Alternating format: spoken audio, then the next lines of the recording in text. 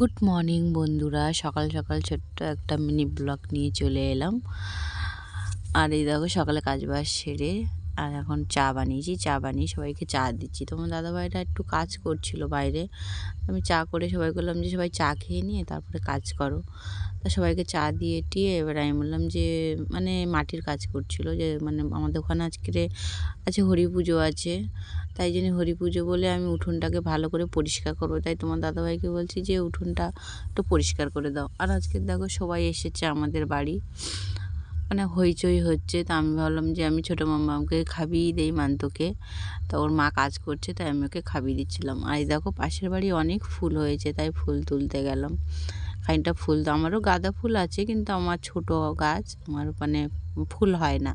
ফুল তুলে বাড়ি আসলাম, বোন রান্না করছে কুমড়ো আলু সয়াবিন আর ডাল। আর তোমার দাদাভাই চান করছে, কাজ করেছে, মাটির কাজ করেছে, তো তাই চান টান করে নিয়ে বলছে আমি সব ফলের বয়সে মানে মালসা বাজার করতে যাব। আর মা দেখো উঠোন পরিষ্কার করছে, কারণ ওখানে হরি লুট দেবে বলে, তাই উঠোন পরিষ্কার করছে। আর আমার তো চান হয়ে গেছে, পুজো টুজো দিয়ে সব কিছু কমপ্লিট করে মাকে হেল্প করছি। মা চিড়ে মাখাচ্ছে, আমি একটার পরে একটা সব রকম মিষ্টি গুছিয়ে দিচ্ছি। মার হাতে হাতে এটা করে দিচ্ছি, ওই এলাচ ভেঙে গুঁড়ো করে দিলাম। তারপরে আমি তো সাজাতে পারি না, মা মালসা সাজাতে পারে। তাই ভাবলাম যে মাকে বললাম যে তুমি মালসাটা সাজাও, আমি তোমাকে সব কিছু মানে গুছিয়ে দিচ্ছি।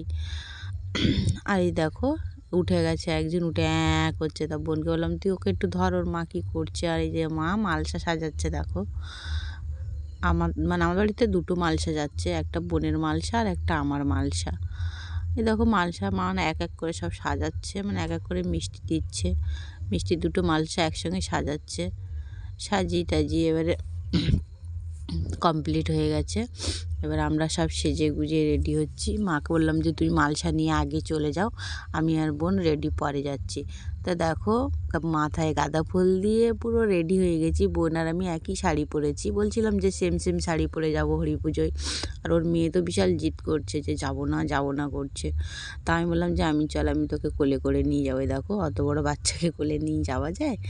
আর এই যাচ্ছি, এখান থেকে মিনিট 15 মানে রাস্তা যাচ্ছি। আমরা ভাবলাম যে মানে পুজো শুরু হয়ে গেছে, কিন্তু না, পুজো এখনো শুরু হয়নি। সবে মানে যারা মানে মান্যত করে, যারা গণ্ডি কাটে, যারা হচ্ছে মানে বাঁকে করে ডালা নিয়ে যায়, মানে সব রকম। আমার ঠান্ডা লেগেছে তাই জন্য একটু মানে বলতে সমস্যা হচ্ছে।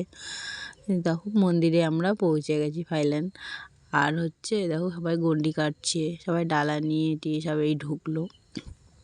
আমরাও এলাম মন্দিরে। মা তো আগেই মালসা ওখানে দিয়েছে, দিয়ে আর ওখানে বসে আছে। এবার আমরা বললাম যে চল ঠাকুর প্রণাম করে আসি। ঠাকুর প্রণাম করেছে। এই দেখো আমাদের এখানে কত মানে মালসা দিয়েছে সবাই, আরও ভর্তি হয়ে যায়। আর এই দেখো মা বসেছে, মা জায়গা রেখেছিল, আমরা এসে দুই বোন বসে পড়লাম।